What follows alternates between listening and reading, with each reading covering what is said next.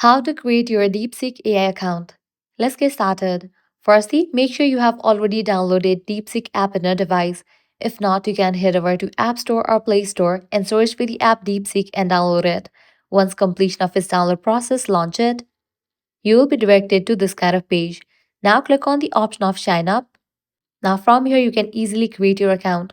First up, type in your email address. Then generate password for your account. Confirm your password. Click on the option Send Code. You will be receiving code in the email address that you have just entered over here. Go and check your mail and then type in the code over there. Now check in for this option. I confirm that I have read, consent, and agree to DeepSeek's terms of use and privacy policy. Once you provide all these details, click on Sign Up.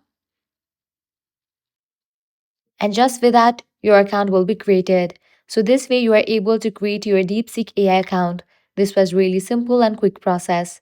If this guide was helpful, do not forget to like, share and subscribe to our channel. Thanks for watching.